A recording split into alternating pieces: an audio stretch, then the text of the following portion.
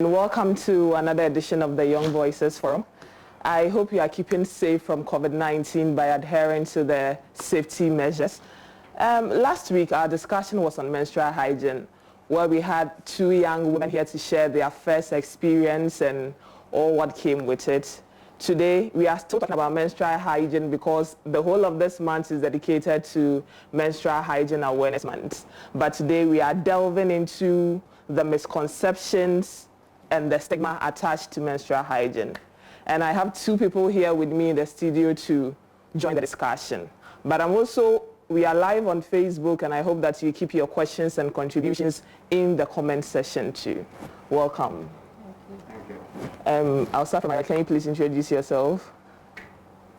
I am Mohammed. Okay. Okay. And I'm Suleiman Abdul Wahab. welcome, Rama and Rahab. So I'll start my first question with you, Wahab. Yes. How do you perceive girls during their menstrual period? Have you ever witnessed a situation whereby a girl was menstruating and they made fun of her or something? Have you ever had that experience before? Yes, I do. And can you share with us? Yes. I can remember when I was in school, that was my GSS 3. We had a girl in our class. So it came to a time that this girl was not more in class. So we asked her colleagues and they said that she's sick. So we take it that she's sick, and the following day is like she's not comfortable with going closer to her friends and other things. So we just managed to tell the colleagues to bring her to the school. When she came, we were in the school during break time.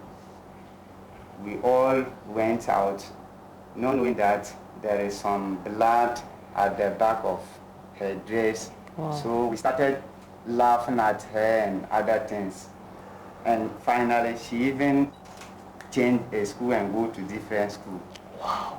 Because of what we see some blood and coming out of the dress, and we were just laughing at her, just doing some fun of things. Yeah. She decided to stop coming to school. And she changed a different school. Wow. So what would be your reaction now? I want to be sure that, like, right now, you know better. Yes. From what happened from the last time. Yes. So what would be your reaction now if you experience the same situation today? Today or now, if I see or if I hear somebody, my sister or my brother's wife having her menses, I'll advise her to keep herself neat. And even if she's lacking of money to buy the pad and other things, if I have money, I will help her to buy. And even if I myself, I don't have the money, I will let her get something, wash it very well, iron it, and she can use it to protect herself. And after that, she have to change different one. Okay, all right. Thank you. At first, you didn't know. Just laughing at them and yeah. All right. You didn't know. So, Ms. Rama, you are a health professional. So I want to be sure that you've probably encountered situations like this. Can you share some of the experiences? Have you had people come to you about menstrual hygiene stigma or something like that?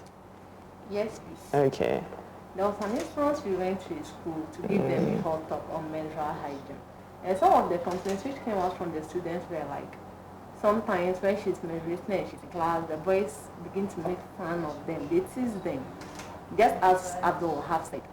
And there was a time back when we were in school that they used to give sanitary pad to the young ladies in VHS. Then you could see that when they come to give out the sanitary pad, the boys will go out, and when the health workers go, you now see them hiding the pad as if it's something that when you bring out, people will be like, hey, Pampers. You these old people, they are giving you Pampers. Like, there was some kind of stigma attached to it. And I would say maybe it was out of ignorance, because if you know really what menstruation is, you need to make fun of someone who is menstruating. It's not something every woman would go and buy, or it's not something by choice. It's nature. Whether you like it or not, you would menstruate. So I think instead of stigmatizing people menstruating, we should rather encourage them so that they will be able to take on daily activities even when they are menstruating. And even at our side, you know, there are some people when they are menstruating, they have abdominal pain, they can't work whilst menstruating. So they will be forced to abstain themselves from the website. And some bodies will be like, come on, menstruation, what pain at all is it that you can't come to work because you are menstruating? That's laziness. And actually, it's not laziness. If you are a female who have gone through that, you will bear witness. It's not something you can easily sit and say, oh, it will go by itself. It's an issue of hormone. It's hormonal changes which causes it. So you can't just sit and say, oh, the person is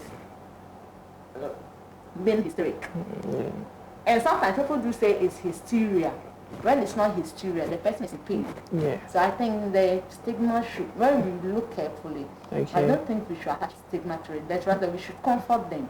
Because it's not something you... So we have a comment from Abdul Rashid Imoro, and she's saying that what advice do you have for boys and young men who are watching? Boys and young men who are watching. Yes. With that one, I would say, if you currently, as we are still, we have boys who are having young sisters, whether elderly or youngest, who are also within the period of menstruation. They are menstruating.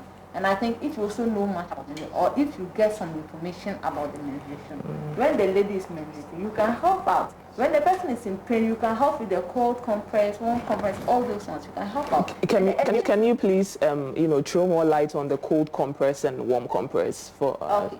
The warm compress, that one, you can heat water. Okay. Then you put it in a bottle, cover it with a blanket. When the lady is lying down, as you have rolled it over the blanket, put it on the abdomen to provide some warmth.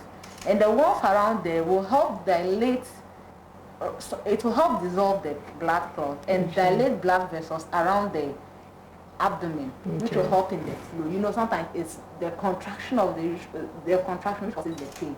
So it helps in normalizing the contraction. Reducing the pain. What of the cold compress? Cold compress, that one is like iceberg. You can use ice block. That one is used for pain. All right. Announce the pain. And Rahab, you have been there before. You shared experience. What would you like to tell other young men and other young boys? Like, what do you want to tell them to do differently?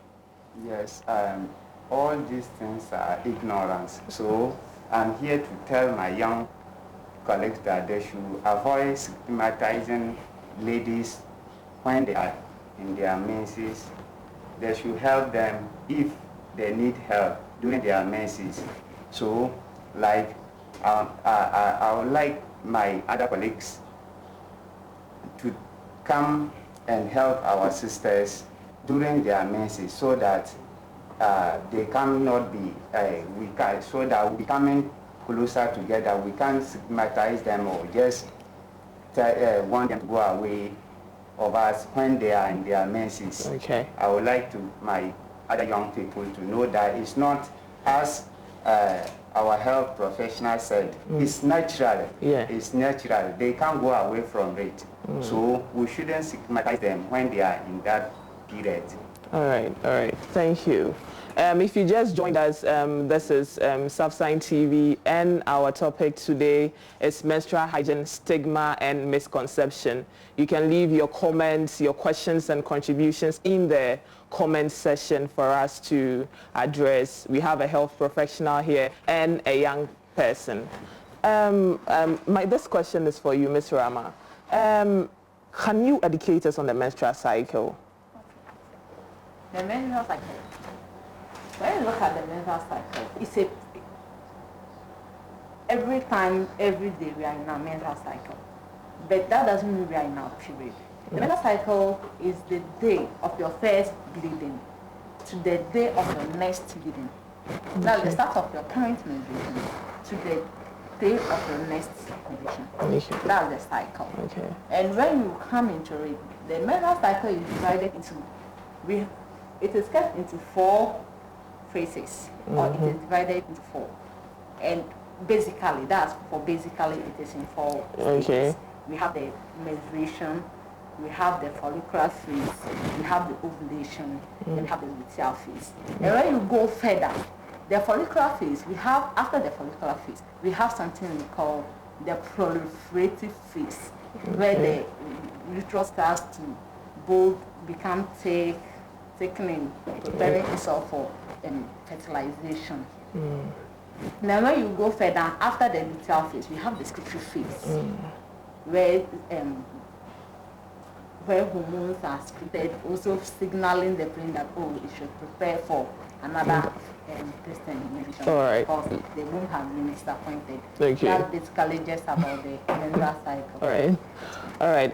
Before I go on, I have few more questions. I would like to give out airtime to the ones that have joined. I am giving out MTN airtime, and if you get it, please indicate it in the comments section, and the numbers are 06569493393449.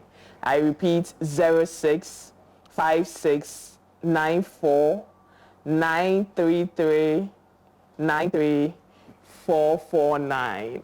So if you get the airtime, you indicate it in the comment section, and so I can acknowledge it. And if you just joined us, we are talking about menstrual hygiene, the misconceptions, and the stigma too. So you can leave your contributions and your questions in the comment section. It will be addressed in due time. So when you are menstruating, they say that sometimes they say, you are in your safe period. Like at this point, in your safe period, we get that a lot. We've been hearing it for a very long time. So I want to ask, how safe is the safe period?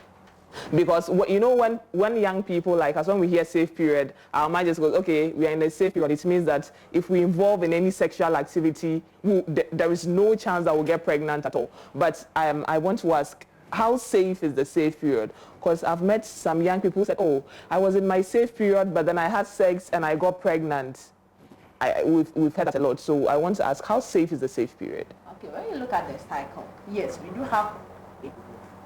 have the safe period. And during that period, you can have sex and without getting pregnant. But mind you, before you know you are in your safe period, you should start your cycle. Be sure of your cycle. We have some ladies that the cycle still fluctuates. This month you have 28. The following month you have 27. The following month you have 26. The next month you have 28 again. Your cycle is not regular. And you can't base on that one to count out your safe period. Okay. So you will be surprised to be disappointed that you would think you are safe. But in actual fact, you are not safe. And we do also have something called the early ovulation. Okay. There are instances the egg, you would ovulate earlier than expected, and those ones are all facilitated by the brain. Sometimes we have some people when they are excited, it can induce ovulation. We have some people when they are very depressed, or if they receive any sad news, it can also induce their ovulation. So all those ones should be taken into consideration if you are looking out for your safe period. But the other one you can use to be sure of your safe period is after the ovulation. With that, when you are done with your ovulation, the days have passed. Maybe if you are the 28 cycle type, a week to your ovulation, a week to your menstruation, then you are safe, because you could see that the symptoms of ovulation have subsided. When you are ovulating, you could have tender breast, some clear discharge from the vagina, all those on the were subsiding, then you will be very sure. But after menstruation, usually the safety is not that spelled out. And even with post-ovulation, we have something called late ovulation. you would have thought, oh, you had ovulated. But the ovulation didn't actually happen because of some hormonal changes. Maybe there was some, you were undergoing some emotional imbalance, for which reason the ovulation did not take place. So it had been postponed. So you will see that you have late ovulation. So you think you are safe, that you are ovulating. So you indulge in unprotected sex and end up being pregnant. Though we have the safe period, but with that one, before you go into it, please, I would say you should track your cycle. Be very like, just know your cycle. This is what I do consecutively for 6 months. Oh, after monitoring it for 1 year, the next 6 months, it has consecutively been for this number of days. Then you spell out, oh, this is my safe period, this is my danger period. Okay. That's when you can say you are safe. All but right. Please, though you are safe, I will say it's not to save. Not to save. Okay. Your move, you may be safe with the man's count, but you can't be safe with your move because you don't know the kind of information you get. Okay. And you can't predict the kind of people you meet or what they tell you. Okay. So in a nutshell, safe period isn't 100% safe. That's what you're saying. Yes, okay. All right. Wahab, people say that menstruation is unhygienic. Do you feel the same way? Have you had encounter with people who feel that menstruation is unhygienic? Yes. So can you share some of the things, experiences, like what people say, what people mean when they say menstruation is unhygienic?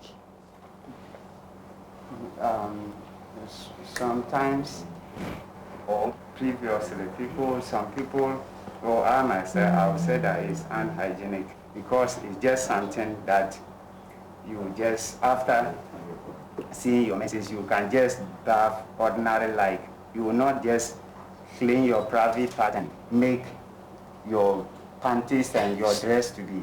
Okay, so I don't know, when people say menstruation is unhygienic, are they referring to the blood or they are referring to how the person keeps herself during menstruation? I mean, they are referring to the blood that is coming out. That is coming out. So for some people, it doesn't matter if they don't see the blood or not, but if they know you're menstruating, they feel like it's unhygienic. Yes. Okay, all right. Ms. Rama, so people say menstruation is unhygienic. What's your take on that? Actually, menstruation is the combination of blood and tissues. Okay. You know, the womb has the purpose for fertilization, but it was disappointed. So it's coming out as blood and the tissue lining the uterus, the interior part of the uterus. That's just the menstruation. And anything coming from the interior is sterile. Okay. Something which is not sterile is what we consider unhygienic. Okay. So if it is coming from the interior, what's making it unsterile? Okay. It's within. So what is making it unsterile? It's actually sterile. So it's not unhygienic. It's hygienic. But maybe you might have been infected. Okay. So when it comes, it passed through the vagina. You could have had a condition of the vagina, like maybe candidiasis, all those things. Okay. As it passes through, that's when the unhygienity of the blood comes in. But when the blood is coming out and you are not safe, nothing, it is sterile. It's just a perception in the olden days people had. Some people even believe, oh, if because of its unsterility or because it's not hygienic, you a woman menstruating, when you touch a green crop or a green plant, it will die off. Wow. Yes, because they thought, oh, it was not, but that's not it. Okay. It is just like any other blood or any other tissue in the body. It is hygienic. But it's how you keep yourself during the period to determine whether you the person menstruating, you are hygienic or not. You see someone menstruating, the person is in one pant. Okay. Almost every day. Every day you are in one pant. Wow. Or you use one pad. You are having a heavy flow. You use one pad from morning till evening. It's not good. Okay. So all those ones is the practices which makes it unhygienic because menstruation is hygienic. All right. All right. So I still haven't seen a comment from anyone indicating they've gotten the airtime I just gave out. So I'm just going to assume that people didn't get it. So this time around, I'm going to mention the numbers, but I'm going to be much more slower. And if you get it, please do indicate it in the comment section. And those of you watching, I would like to hear your views. I want to see your contributions and your comments. So I'm giving out MTN credits, and the numbers are 06 56 94 93 39 3449. I repeat, 06 56 94 93 39 3449. That is MTN credit. So if you get it, indicate it in the comment section, and please do come through with your contributions and your questions. So moving on, I would like to acknowledge our sponsors, GH Alliance, SGS Ghana, and then my makeup was done by Gabby's Beauty Parlor. They are just on the Gugu T Poly Road. You can find them there. So, Ms. Rama, this question is still for you. What are some signs? What are the signs of ovulation? Yeah. And does it differ from person to person? Yes. With ovulation, we have some people that when they are ovulating, they actually don't experience any sign. Okay. But others are there when they are ovulating, they have signs. It's not actually only signs, but we have symptoms too, because there are others that only the person can feel it. You don't know it, you can't tell. Like some people are there, the breast will not be tender, but it will be careful. I wouldn't know that you will tell me. So it's not just signs, but we also have signs and symptoms. Okay. There can be breast tenderness and pain during ovulation. Others will have lower abdominal pain during ovulation. And there are some people too, when they are ovulating, you get to see a lot of acne on their faces. Okay. Yes. So is there a reason why they get those things? Yes, please. You know, during ovulation, I didn't actually explain the cycle. You know, when you from the menstrual cycle after the ovulation, the brain, a signal is sent to the brain that fertilization didn't take place, so an egg should be released. So there is some hormone we call the FSH, follicular stimulating hormone, follicle stimulating hormone, which will then start preparing the egg. And during that period, there is an increase of estrogen. You understand? Okay. So when the egg is prepared and is now sent into the ovary duct, when it is sent into the fallopian tube, that's ovulation. A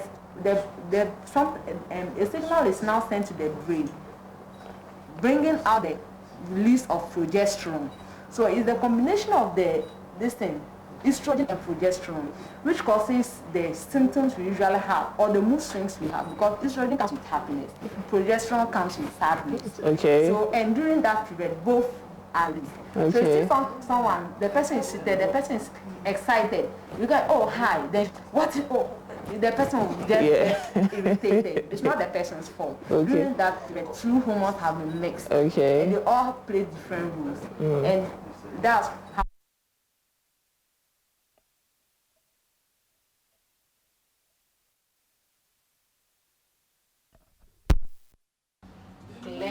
start from the vagina, breast tenderness, acne, general pain. Those are just the release of the hormones. Okay, so sometimes in the middle of the month, I like to eat a lot of spicy foods. Like I want some kebab and pepper or sausage. Those are cravings I get. And when I tell people that I'm ovulating, that's why I want to eat these things, they say I'm lying. So does ovulation come with craving? I just want you to say yes, this. it does. Okay. It does. Everyone has, some people are there when they are ovulating, they will have headache. It comes. Every individual has his or her specific sign that he or she uses to know he or she is ovulating. And there are some that they wouldn't even notice they are ovulating, but they are not taking note of those signs and symptoms. They're actually ovulating. In one way or the other, their body will have some physiological change. Yeah, they may not notice it, but if you notice it, you know when you are ovulating. Okay, so it's totally normal to have cravings during ovulation. Yes. Okay.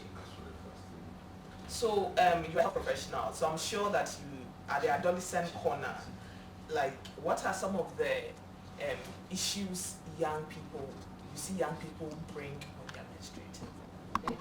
Yeah, some of the issues that they bring? Like, what do they talk about? Is it lack of sanitary materials and all that? What are some of the issues they bring? You know, because of the stigma, so hardly will you see someone coming to the health facility with suicide complaints, except for when there is dysmenorrhea, that's mental harms and things. But if you go outskirts, you know, we do have something, we do outreach, we go to school places. During those days, when you ask, then you find out that some ladies actually have challenges with menstruation, especially when it comes to sanitary pad, the cost. And there are others that will even tell you that their place, oh, before you can get sanitary pad, you have to message someone to the next bleed, of which you don't even have the money to purchase the sanitary pad. Yeah, so those are basically some of the challenges young women face when they are in their menses. Okay, so there are some things people say about menstruation. I want to think of them as myth, but it's deeply rooted in a lot of people. So as a health professional, I want to ask you, would you lose your virginity if you use a tampon? If you use a tampon? A tampon, yeah. No, please. Please. Okay. You wouldn't lose your virginity okay. if you use a tampon. You know, the hymen is very delicate. Though it's delicate, then you need pressure to open it. Okay. And tampon is just a soft material that you insert. And it doesn't usually even get to the cervix. The vagina is very deep. It's about 4 to 6 centimeters. So it's a tampon that can no please. You only insert it just to absorb the blood fluid. It isn't that it will cause the breakage of the hymen. Tampon does not break one's virginity. Okay. So down here, I think that many families do not allow their girls to step into the kitchen when they are menstruating. What education do you have for the public about that? Please. That one is actually not good. Those are inclusive of the stigma attached to menstruation, because a woman menstruating doesn't prevent her from cooking. It does not take away her capabilities of cooking certain firewood. Okay. And she's not going to put her blood in the food you are going to eat. Okay. Actually, because she's also going to eat it. Okay. So I think it's not very good that you deny it. A lady, because she's menstruating, she shouldn't get to the kitchen or cooking. It's not. They are not being fair on we the ladies. They are not being fair on we the ladies. Yes, please. All right. So last week we had some questions that came in, and because we ran out of time, we weren't able to address it. Someone asked that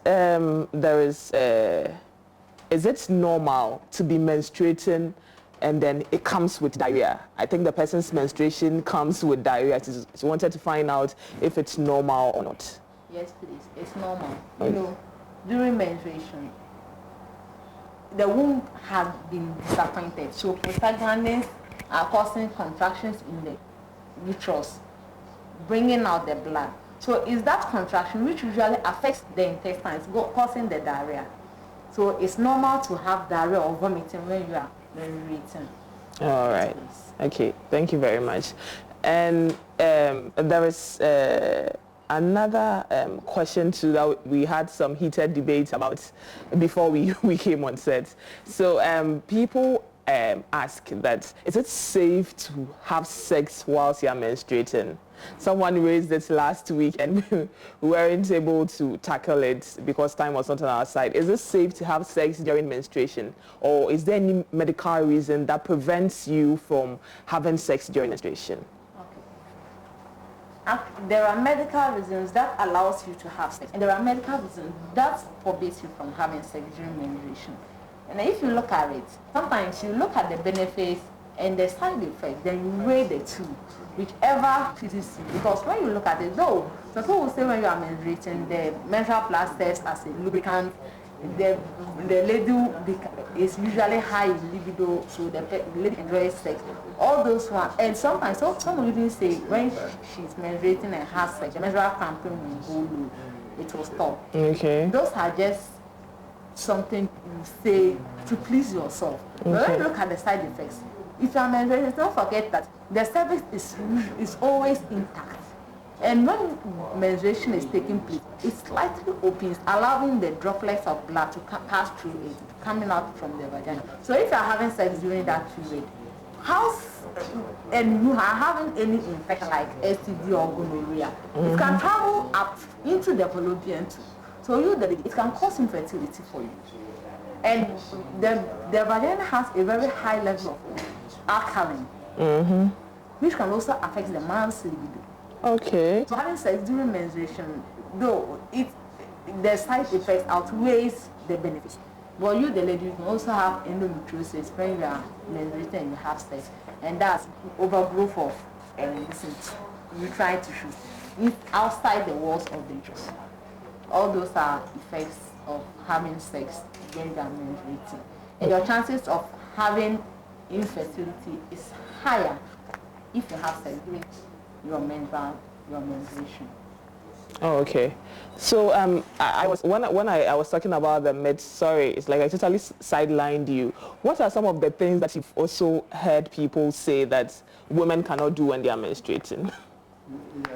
Yes, like especially in the rural areas. I'm just going to use myself as an example. In my community or where I'm coming from, like people say that if a lady is menstruation, it's not good for her to prepare food for them to eat.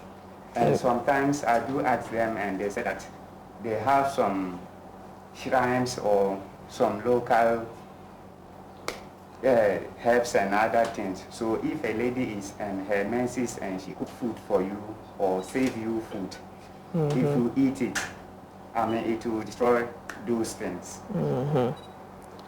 Okay. I have a comment saying from someone saying, Kweku Ammonia saying, this attitude is fueled by a myth that during menstruation, girls and women are on pure. Yes, we just talked about that. People saying women are on pure during menstruation. We just talked about that one too. And yeah, what happened? I'm still listening to you. What else do they say that women cannot do during menstruation? I said that during menstruation, like at my place where I'm coming from, okay, some people refuses ladies who are on their menses to prepare food for them or to save them food. Okay. That's because of they have some shrine or they have some juice. If they save them, then the juju will not work again. Okay. Even sometimes some may decide to just ban them in the room. They will not even room. Some people will even say that if they can't see them, if a lady is in her menses, they can't see her. Okay. So, all right. Some people even say, then if I see you, maybe you die or you become mad or wow. like that. Wow. This is serious. So I'm getting some comments from here. Someone says, Hajia Farida, I'm monitoring. Thank you, Shamuna. Thanks for monitoring. And Mr. Frank, I see you. Thank you very much. So back to the health professional. I think we really needed this perspective last week, but it's okay that you are here this week to help us with it. Can medicine that we take alter our menstrual cycle? Can it alter someone's menstrual cycle? Yes, please. Okay, so can you throw more light on that? You know, we have some medications that when you take it, it alters the menstrual cycle. Let's take the post-natal, for instance, the post pills. When you take it, it's like Extends. It extends the okay. days of ovulation. It will, instead of it coming earlier, it will come later. So as it comes later, after ovulation, it takes 9 to 11 days before the menstruation will come off.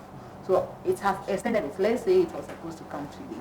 It came 4 days or 3 days time. Okay. So if you were to menstruate 9 days or 11 days from today, so count it.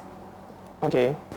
you see that it will extend. go, yeah, okay. So those are some of them, and even the contraceptive pills we take. Some of them too are they changes the cycle. Okay. Our body's way of action, the hormonal interchange, which happens in the body, causing menstruation. It also interferes with it, causing the change in cycle. You see that you menstruate today, within 2 weeks' time, you are menstruating again. Okay. So all those ones, so medication to alter someone's cycle. All right. So Kwenku and Kobia got the MTN credits I shared. Thank you, Kwenku, for acknowledging. And then Abna Papa B says in some areas menstruating ladies are not allowed to cook. Is it part of stigmatization? Yeah, I think we already touched on that. It's all due to stigmatization. So at this point, I am going to give out my second airtime, and this time around it's Vodafone. So if you get it, you indicate in the comment section. And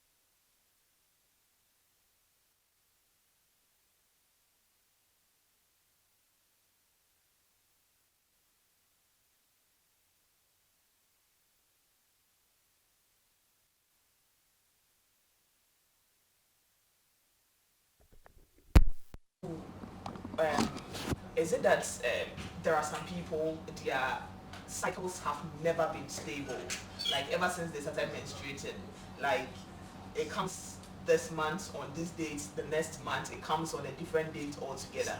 Is it normal? Because sometimes it's worrying. Is it normal? Is it normal?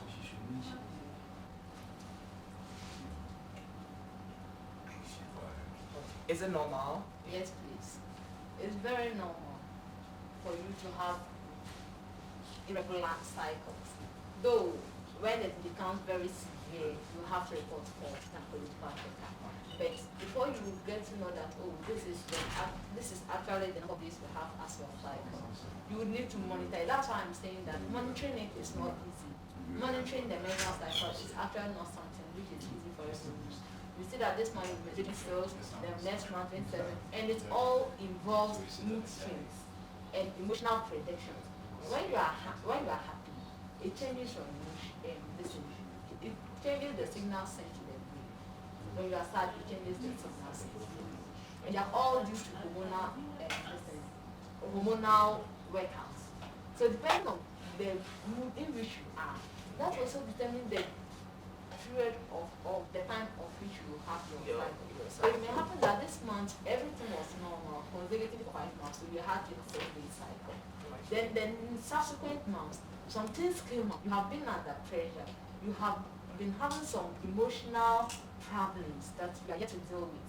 So those ones will interfere with your normal brain function, and it will alter the cycle, causing irregularities. And we also have some instances where the irregularities could be caused by maybe an intake of some medication, especially the contraceptive pills. And all right. Thank you. So going back to my comment section on Facebook, Zambila is asking that what causes some girls go through painful menstruation? Painful menstruation. Yeah, the pain that comes with menstruation. Is it a normal experience? Yes, please. It's a normal experience. The pain is caused by the release of prostaglandins. Okay. You know, they would have prepared itself for fertilization, and it was disappointed. So contractions needs to be done. After the shedding of, the womb actually contracts to push the blood through the cervix out. So it's that contraction which usually causes the cramping pain. Just that in some, depending on this is the nerve senses. You understand? There are some people like when the prostaglandin is, I'm trying to bring it down. So that everyone can understand. Like there are some people when the prostaglandin is, the contraction is taking place, the nerve which takes off the pain, the nerve which tells the brain that the pain is there, is high. So you see that the person will feel it. That's when people have more cramping, and the other is that the pain will be there. There is not actually much. Every woman usually have cramping pain, but just that the pain is severe more than each other. Okay. Because every woman is menstruating, though you feel it's not, there will just be a day you feel, oh, there's some sharp pain there. It's not that crampy as compared to dysmenorrhea. Okay, all right.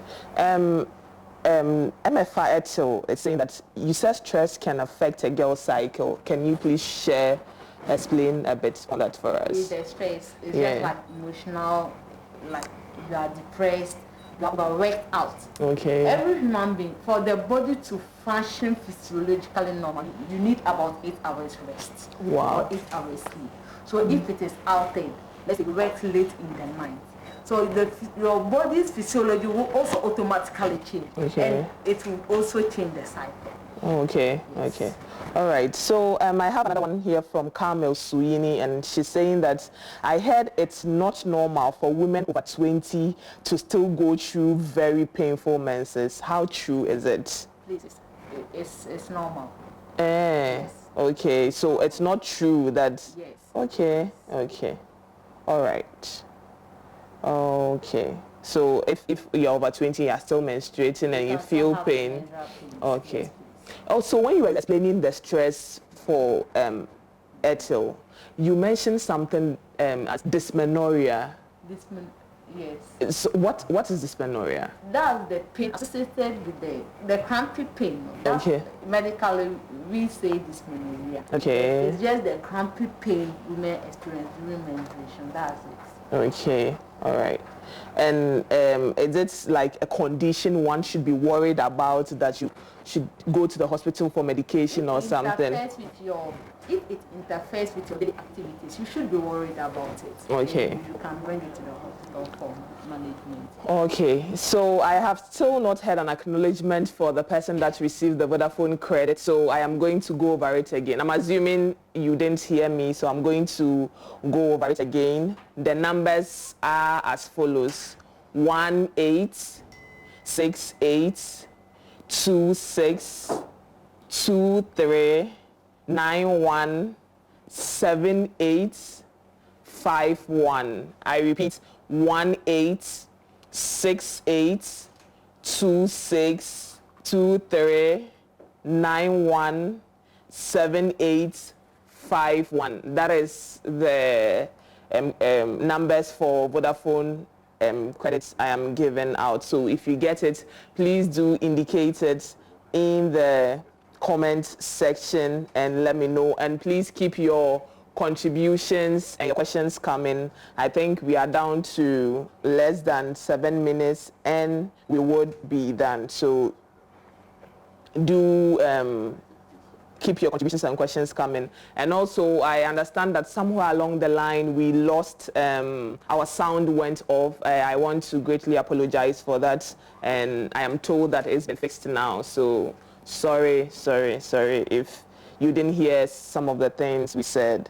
And okay, so another person is asking, MFI is asking again, that I have heard that sexual intercourse can cure menstrual pain. Wow. Like, is there any medical evidence that goes with it? That is it really true that sexual intercourse can cure menstrual pain? When I was mentioning the benefits of having sex during your menstruation, I said it can also help to reduce the menstrual cramps when you're having sex during your period. Okay. So, though scientifically we have not been able to bring out the effect behind it. Okay. It does help in reducing the menstrual pain when you are having it in okay, all right. So if you just joined us, this is still the Young Voices Forum coming straight to you from the Savannah Signatures office, and Thank you very much for your contribution and your questions so far, and keep them coming. We still have some few minutes more to go. And our sponsors are GH Alliance, SGS Ghana, and my makeup was done by Gabby's Beauty Home. You can locate them on the T Polygugu Road in one of the plazas, just very close to the road. It's not something that you can miss. So we have 5 more minutes to go. So I'll give you 2 minutes to talk about your final words with regards to menstruation, the stigma, and all the misconception. I would say menstruation is something which is not of choice. It is nature, and it is natural. So please, my brothers, my brothers and my fathers, I think if you have a lady or if you have encountered a lady who is in her cycle or who is menstruating, please let's not stigmatize them. Let's allow them to also be involved in our daily social activities. Okay. Let's allow them to take part in cooking. Whatever we are doing. What if only the menstruation is not interfering in her activities? Please let's allow them. Let's not kill their confidence. Let's not bring their emotions down because they are menstruating. Let's not make ladies feel inferior or feel menstruation is a curse. It's actually a blessing, because if a woman does not menstruate, how can a woman give birth? Okay. You need to menstruate before birth can also set it. Okay. So please, I think it's something we should do away with. Let's not stigmatize them, and let's rather include them, assist them with all the necessary things they would need. Okay. So there's been some last minute questions for you. So Rahina Mohammed is asking, can I still become pregnant when I engage in unprotected sex during my menses? And also, what food should girls be eating during menstruation? Can you touch on that briefly for us? Yes, please. You can be pregnant. Actually, there are some women that they ovulate when they are menstruating, especially those with the 21-day cycle, between 21 to 24-day cycle. Okay. They ovulate during their menses. So during that period, when they have sex, they would conceive, because if you ovulate and you have unprotected sex, you would conceive. You only avoid conception if you have not ovulated. But once the ovulation has been done and you have unprotected sex, you would pick up and you would conceive. Everyday food that you need to eat when you are menstruating. Those ones is just any animal food. We have the green leafy foods like ayoyo, beans. If possible, you can get egg, dawa, yura, okay. yura, all those ones. It also helps. Okay. Yeah.